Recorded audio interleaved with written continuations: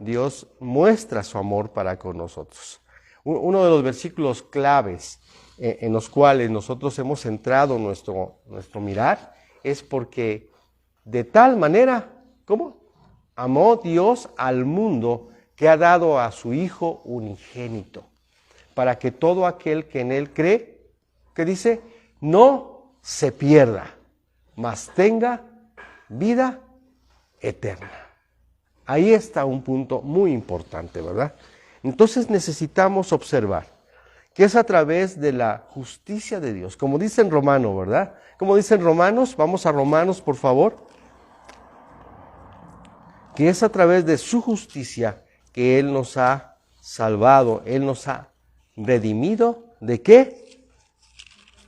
De nuestro pecado y nos ha dado una vida nueva, ¿verdad? Romanos capítulo 3, 4, pero me llama mucho la atención ahora Romanos 4, donde dice en el capítulo 6, dice, como también David habla de la bienaventuranza del hombre, a quien Dios atribuye justicia, ¿cómo?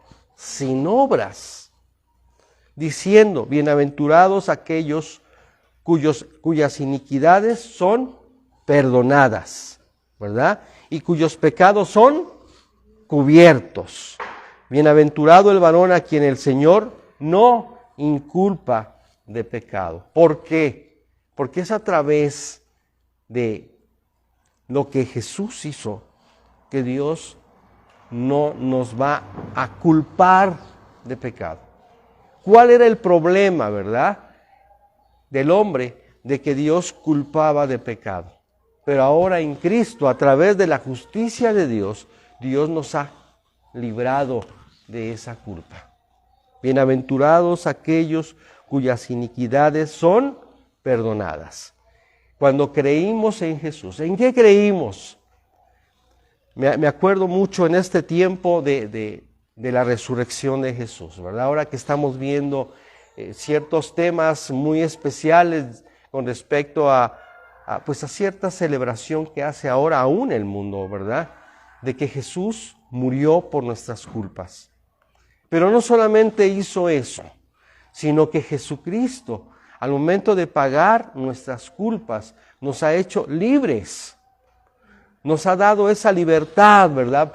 Muchas gentes nos han preguntado, pero ¿cuál es la libertad si yo me siento preso de mí mismo? Le digo, la libertad es porque ya Dios ha librado tu alma de una condenación eterna. Dios ha librado tu alma de una condenación terrible, la cual Dios no iba a pasar por alto. ¿En dónde descargó Dios la ira? Su ira, ¿verdad? En Jesús. Por eso llegamos a un punto en el cual, cuando Jesús dice, en los últimos momentos de su vida, dice, ¿cómo dice? ¿Se acuerdan? Sí, dice, pero antes decía, ok, ¿cómo lo decía en el hebreo? Elí, Elí, lama sabactani. ¿Qué significa? Dios mío, ¿por qué me has desamparado? Te has alejado de mí. Pero en ese momento Dios, el Padre, ¿qué estaba haciendo? Estaba descargando sobre Jesús toda la ira que iba a ser sobre nosotros. Toda su ira, todo su furor, ¿verdad?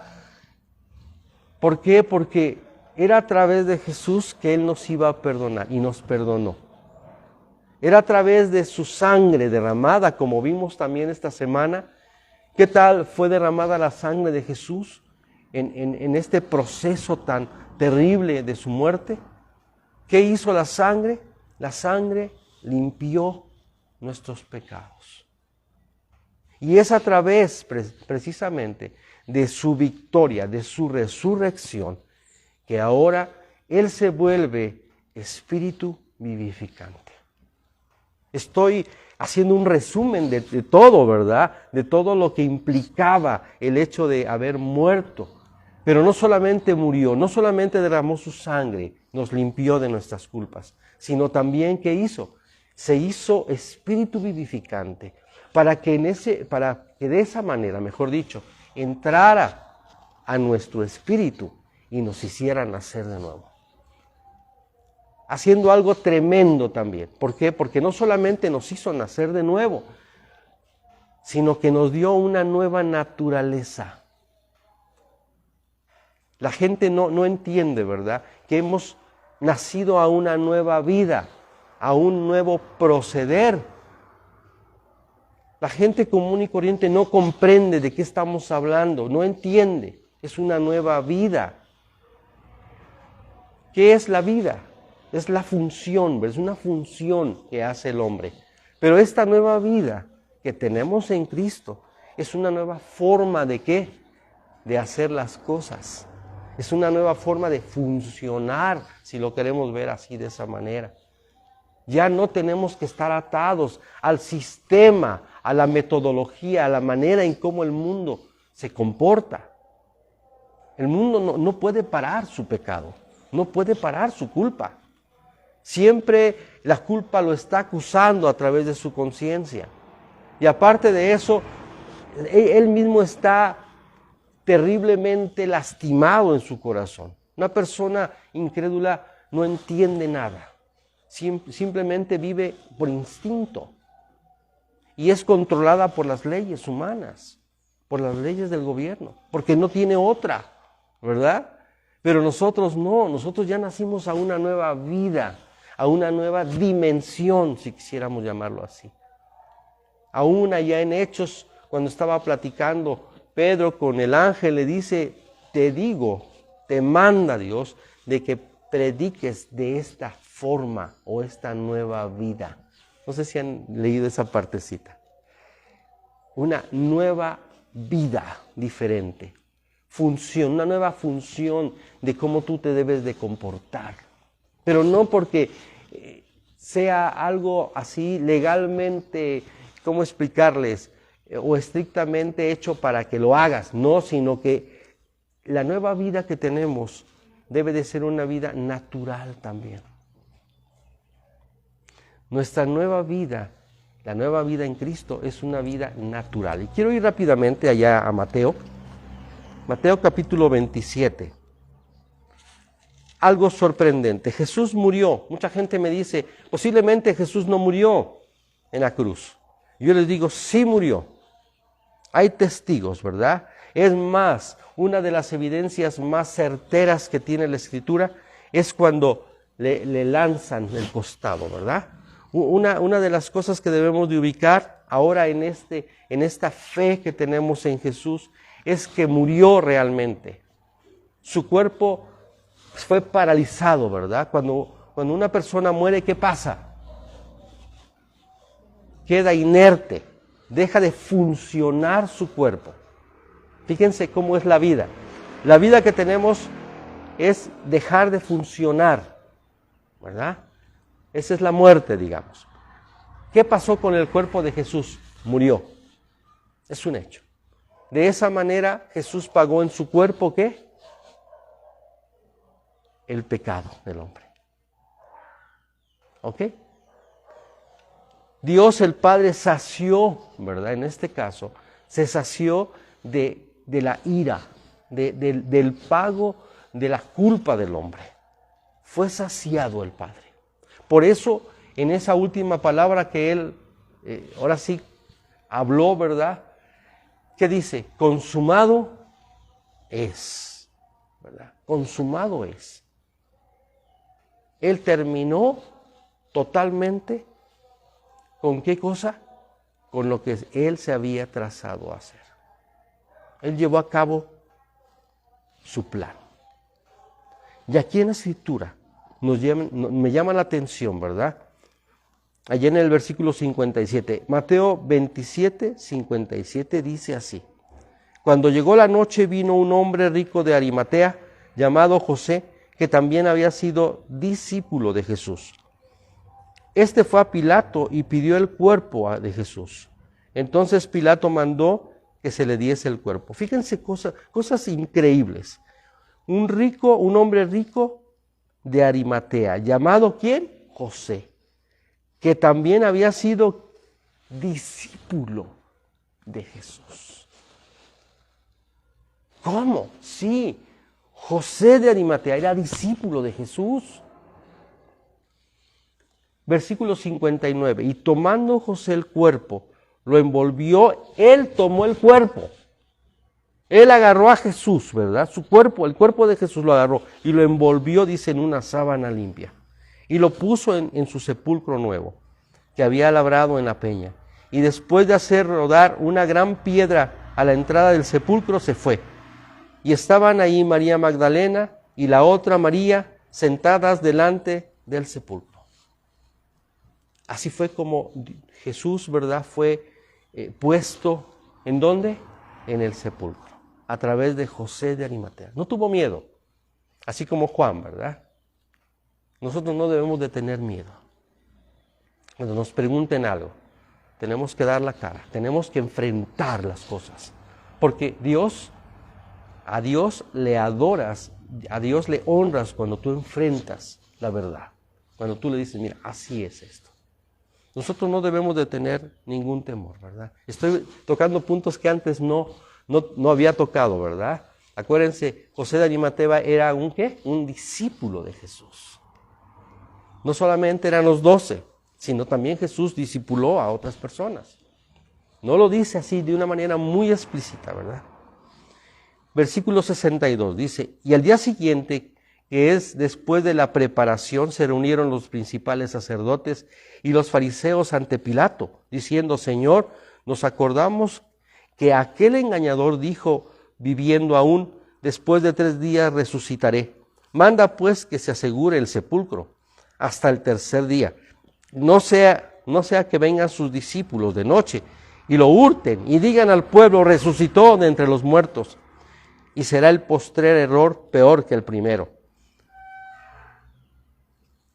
Y Pilato les dijo, ahí tenéis una guardia, id, asegurarlo como sabéis. Entonces ellos fueron y aseguraron el sepulcro y sellando la piedra y poniendo la guardia, ¿verdad? Así no iban a permitir que nadie lo pudiera, ¿qué? Robar, hurtar. Pasando el día, capítulo 28:1, y pasado el día de reposo, al amanecer del primer día de la semana, vinieron María Magdalena y la otra María a ver el sepulcro.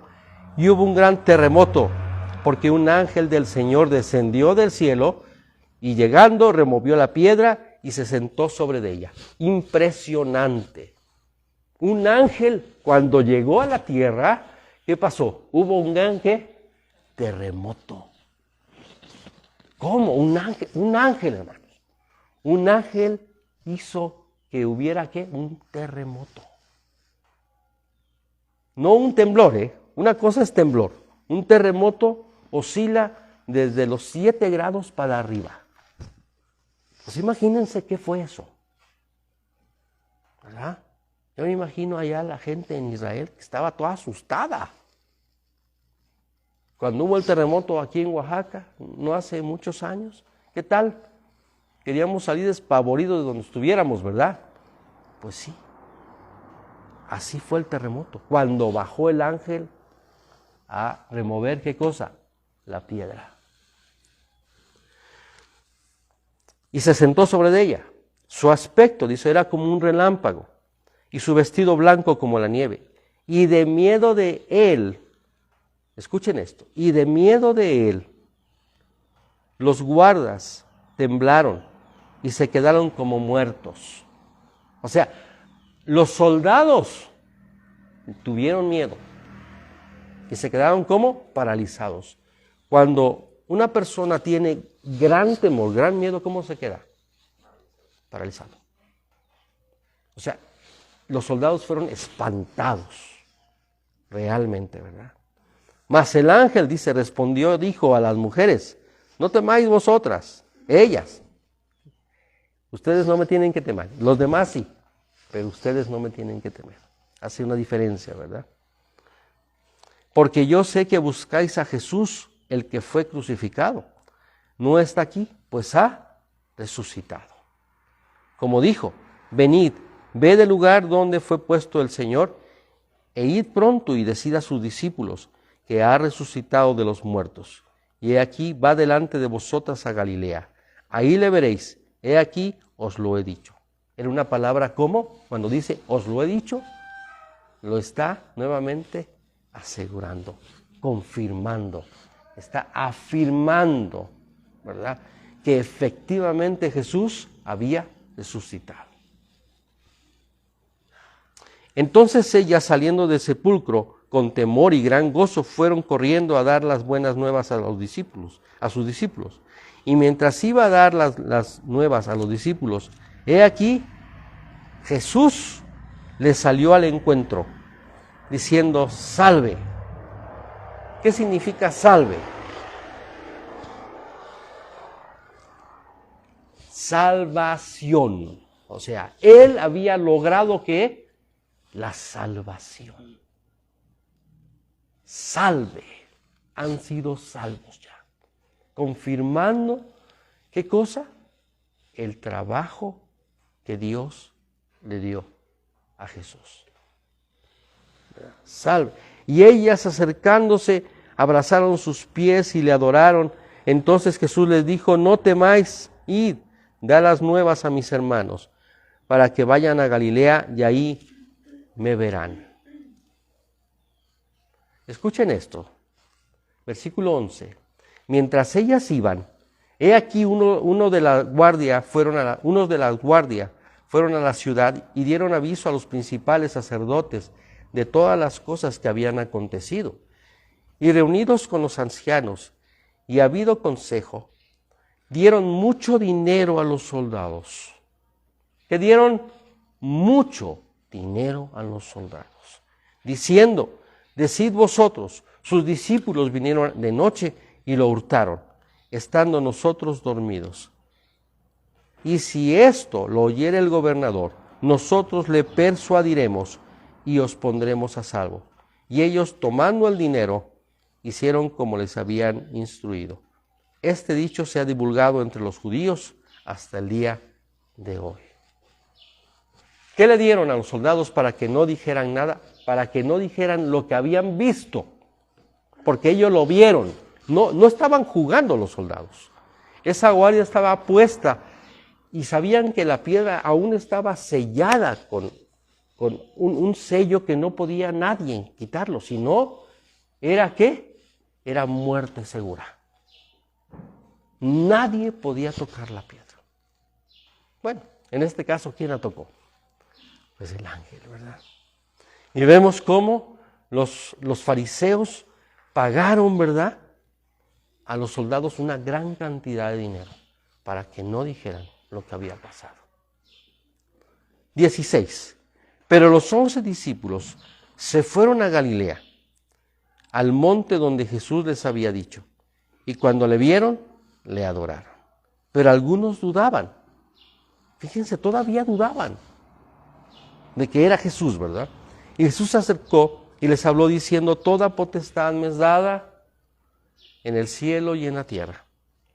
Por tanto, id y haced discípulos a todas las naciones, bautizándolos en el nombre del Padre, del Hijo y del Espíritu Santo, enseñándoles que guarden todas las cosas que os he mandado. Y he aquí yo estoy con vosotros todos los días hasta el fin del mundo. Jesús está con nosotros. Está contigo, porque Él lo prometió. Él está contigo ¿en dónde? En tu espíritu. Él vive contigo. Él está haciendo su hogar contigo. Ahora es el espíritu vivificante que menciona 1 Corintios capítulo 15, 45. Él es el espíritu vivificante que vive en nosotros. Está trabajando en nuestro corazón. A Él le tenemos que permitir que Él tome el control de nuestra vida. Es el Espíritu Santo. Que Él tome el control de nuestra alma. Que Él pueda llevar a cabo lo que Él espera de nosotros. Que Él haga de nosotros planes para que en sus manos, ¿verdad? Para que en este caso, en las manos nosotros de Él, pueda llevar a cabo lo que Él haya trazado. Amén, hermanos. Necesitamos permitir que el Espíritu, Cristo mismo, trabaje a través de nosotros. Por eso es que le pedimos, Señor, hoy permíteme hacer tu voluntad, Señor. Hoy, permíteme llevar a cabo lo que tú has decidido. Y a veces son planes que van contra nuestros ideales, A veces son planes que tú dices, oye, pero es que yo pensaba que iba a ser algo bueno para mí, en nuestros pensamientos, ¿no? Pero hay cosas que no conocemos. Sin embargo, si son sus planes, tienen un beneficio, tienen un fruto. Posiblemente ahorita no lo veamos, ¿no? Pero estamos seguros de que Él está haciendo las cosas para que sean cumplidos, cosas que nosotros ni idea tenemos. Pongámonos siempre en sus manos, cada día. Pongan su alma, pongan su vida en las manos de Dios. Y el objetivo final va a ser fructífero, va a ser positivo. Amén, hermanos. Necesitamos poner en las manos del Señor toda nuestra vida. Y Él va a hacer que las cosas sucedan. Él es todopoderoso. Y si estamos con Él, como decían hace un momento, si alguien está con Cristo, ¿quién contra? Muy bien. Pero si alguien está con Cristo, dice que ¿quién va a poder contra Él? ¿No? Porque ¿quién es el que está actuando en nosotros? Su Espíritu. El mismo Dios en persona. Y eso es lo que nosotros debemos de hacer cada día. El Señor espera de nosotros que entreguemos siempre nuestra vida para que Él obre a través de nosotros. Esa es su voluntad, que Él obre, porque a veces ni nosotros mismos sabemos esa voluntad activa, ¿verdad? La voluntad pasiva ya la conocemos, está en su palabra. No mientas, no hurtes, no pienses mal, no digas falso testimonio, no desees, no. ¿Sí me explico, verdad? Esa es una voluntad pasiva, aquí está escrita. Pero la voluntad activa de Dios es lo que tú vas a hacer diario de manera práctica. Señor, me pongo en tus manos, tú dirígeme. Tú haz de mí lo que tú quieras, Señor. Lleva a cabo tus planes a través de mi vida. En el nombre de Jesús. Eso es lo que debemos de pedirle. Amén. Vamos a orar, vamos a ponernos de pie. Padre, te damos gracias en esta hermosa mañana. Gracias por la vida que nos das. Gracias por tu palabra, Señor, que siempre ilumina nuestros corazones. Te pedimos en el nombre de Jesús que tú tomes el control total de nuestro corazón y que tú lo dirijas de acuerdo a tu voluntad, que nos permitas hacer tu voluntad y honrarte y servirte de esta manera, Señor. Glorificar tu nombre significa estar de acuerdo contigo para que tú, Señor, te glorifiques, te alegres, Padre, y tú seas venerado, y tú seas, Señor, puesto en alto como lo que eres, Señor, como un Dios vivo y verdadero, un Dios real, Padre, a través de nuestro Señor Jesucristo. Gracias, Señor. Gracias por permitirnos ser luz y ser sal en la tierra. Sabemos que tú vas a ser el objetivo que te has trazado en cada uno de nosotros, Señor. Y nosotros estamos felices, Padre, regocijados, dice tu palabra, porque estamos en tus manos. Gracias, Señor, por este tiempo. Y gracias, Padre, porque nuestro Señor Jesucristo está vivo, porque ha resucitado, Padre. Te adoramos porque Cristo ha resucitado. En el nombre de Jesús te damos gracias, Padre Santo. Amén.